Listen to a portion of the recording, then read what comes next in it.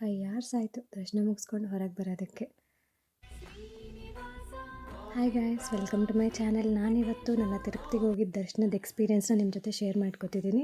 3 ತಿಂಗಳು ಮುಂಚೆನೇ ticket book ಮಾಡಿದ್ವಿ, ಬಟ್ ಹೋಗೋ ದಿನವೇ ಫುಲ್ ಹುಷಾರಿಲ್ಲದ ಥರ ಫೀಲ್ ಆಗ್ತಿತ್ತು. ಬಟ್ ಸ್ಟಿಲ್ ದೇವರಿದ್ದಾರೆ ಅಂತ ನಂಬಿಕೆ ಮೇಲೆ ಹೊರಟ್ಬಿಟ್ವಿ. 4 ಗಂಟೆಗೆಲ್ಲ ಬಸ್ ಸ್ಟಾಪಿಗೆ ರೀಚ್ ಆದ್ವಿ ಬೆಂಗಳೂರಿಂದ. ಮತ್ತು ಅಲ್ಲಿ 5:30ಗೆಲ್ಲ ಮೆಟ್ಲು ಹತ್ತೋದಕ್ಕೆ ಸ್ಟಾರ್ಟ್ ಮಾಡಿದ್ವಿ ನಾವು. ಲಿಟ್ರಲಿ 1200 ಸ್ಟೆಪ್ಸ್ವರೆಗೂ ತುಂಬ ಕಷ್ಟ ಆಗುತ್ತೆ ಹತ್ತೋಕ್ಕೆ ಅಂತ ಹೇಳ್ತಿದ್ರು. ನನಗೆ ನಾನೆಲ್ಲಿ ಅರ್ಧಕ್ಕೆ ಕ್ವಿಟ್ ಮಾಡ್ತೀನೋ ಅಂತ ಭಯ ಆಗ್ತಿತ್ತು. ಬಟ್ ಸ್ಟಿಲ್ ದೇವರಿದ್ದಾರೆ ಅನ್ನೋ ಧೈರ್ಯದ ಮೇಲೆ ಹತ್ತಕ್ಕೆ ಸ್ಟಾರ್ಟ್ ಮಾಡಿದ್ವಿ. ಈ ಹತ್ತೋ ಟೈಮಲ್ಲಿ ಕೂಡ ಭಯ ಆಗ್ತಿತ್ತು, ಆಗುತ್ತಾ ಆಗುತ್ತಾ ಆಗುತ್ತಾ ಅಂತ ಮನಸ್ಸಲ್ಲಿ ಡೌಟೆಲ್ಲ ಇಟ್ಕೊಂಡು ಹತ್ತಬಾರ್ದು ಅಂತ ಫ್ರೆಂಡ್ಸ್ ಹೇಳಿದರು. ಆಯಿತು ಸರಿ ಆಗುತ್ತೆ ನನ್ನ ಕೈಯಲ್ಲಿ ಅಂತ ಧೈರ್ಯ ಮಾಡಿ ಹತ್ತಿದೆ. ಹತ್ತಿರ್ಬೇಕಾದ್ರೆ ನೋಡಿದೆ ಎಷ್ಟೋ ಜನ ಈಚ್ ಆ್ಯಂಡ್ ಎವ್ರಿ ಸ್ಟೆಪ್ಸು ಕರ್ಪೂರ ಇಟ್ಕೊಂಡು ಅದನ್ನು ಎಣಿಸ್ಕೊಂಡು ಪ್ಲಸ್ ಅರ್ಶಿನ ಕುಂಕುಮ ಎಲ್ಲ ಇಟ್ಕೊಂಡು ಹೋಗ್ತಿದ್ರು. ಅವ್ರು ಅಷ್ಟು ನಡೆಯೋದ್ರ ಜೊತೆಗೆ ಅಷ್ಟೆಲ್ಲ ಮಾಡ್ಕೊಂಡು ಹತ್ತುತ್ತಿದ್ದಾರೆ ಅಂತಂದರೆ ನಾನು ಜಸ್ಟ್ ನಡೆಯೋಕ್ಕಾಗಲ್ವಾ ಅನ್ನೋದನ್ನ ನನಗೆ ನಾನೇ ಧೈರ್ಯ ಕೊಟ್ಕೊಂಡು yes I can do it ಅಂತ ಹತ್ತಿದೆ. ತುಂಬ ಜನ, ಸಾವಿರಾರು ಜನ, ಎಷ್ಟೋ ಜನ ಹತ್ತುತ್ತಿದ್ರು. ಅದರಲ್ಲಿ ವಯಸ್ಸಾದವರು ಕೂಡ ಇದ್ದರು, ಚಿಕ್ಕ ಮಕ್ಕಳು ಕೂಡ ಇದ್ದರು. ಹತ್ಬೋದು ಅಂತ ಅಂದ್ಕೊಂಡು ಅಲ್ಲಿಗೆ ನಾನು ಆಗಲ್ಲ ಅನ್ನೋ ನೆಗೆಟಿವಿಟಿನ ತ್ಯಾಗ ಮಾಡಿದೆ.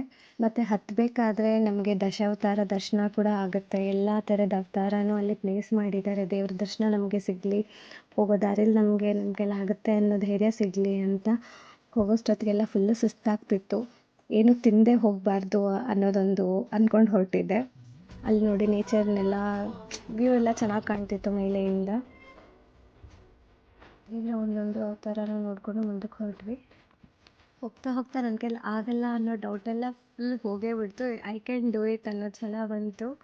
ಹೋಗ್ತಿರ್ಬೇಕಾದ್ರೆ ಜಪಾಲಿ ಆಂಜನೇಯ ಸ್ವಾಮಿ ಟೆಂಪಲ್ ಕೂಡ ಸಿಗುತ್ತೆ ನಮಗೆ ಅಲ್ಲಿ ದರ್ಶನ ಮಾಡ್ಕೊಂಡು ಎಷ್ಟೋ ಜನ ಗಂಟೆ ಎಲ್ಲ ಕಟ್ತಾರೆ. ವಿಶ್ವಾಸ ಇದೆ ನಾನು ಅಂದ್ಕೊಂಡಿದ್ದೆಲ್ಲ ಆಗುತ್ತೆ ಅಂತ.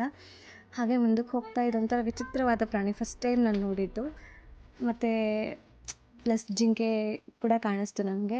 ತುಂಬ ಸರ್ಪ್ರೈಸಿಂಗ್ ಅನ್ನಿಸ್ತು, ಬಿಕಾಸ್ ನಾನು ಫಸ್ಟ್ ಟೈಮ್ ಮೆಟ್ಲು ಹತ್ತಿರೋದ್ರಿಂದ ಇದೆಲ್ಲ ವ್ಯೂ ಇರುತ್ತಾ ಅಂತ ಗೊತ್ತಿರಲಿಲ್ಲ ನನಗೆ. ಇನ್ನು ಯಾವಾಗ ಬೇಗ ರೀಚ್ ಆಗ್ತೀನೋ ಅಂತ ಫೀಲ್ ಆಗ್ತಿತ್ತು. ಮೊಣಕಾಲು ಮೆಟ್ಲು ಸಿಕ್ತು ನನಗೆ. ಇಲ್ಲಿಂದ ಅಂತೂ ನನಗೆ ಗೊತ್ತಿರಲಿಲ್ಲ ಮೊಣಕಾಲ ಮೇಲೆ ಇಟ್ಕೊಂಡು ಹತ್ತಾರೆ ಜನ ಅಂತ. ನನ್ನ ಕೈಲಂತೂ ನಡೆಯೋಕ್ಕೆ ಕಷ್ಟ ಆಗ್ತಿದೆ. ಹೇಗಪ್ಪ ಅವರು ಮೊಣಕಾಲಲ್ಲಿ ಹತ್ತಿರ ಅಂತ ಫಸ್ಟಂತೂ ಶಾಕ್ ಆಯಿತು. ಮತ್ತು ನಾನು ಹತ್ತಕ್ಕೆ ಟ್ರೈ ಮಾಡಿದೆ, ಬಟ್ ನನ್ನ ಕೈಲಿ 9 ಸ್ಟೆಪ್ಸ್ ಅಷ್ಟೇ ಆಗಿತ್ತು. ಅದಾದಮೇಲೆ ಮತ್ತೆ ನಡ್ಕೊಂಡೇ ಬಂದೆ. ಬಟ್ ಫೈನಲಿ ರೀಚ್ ಆದ್ವಿ.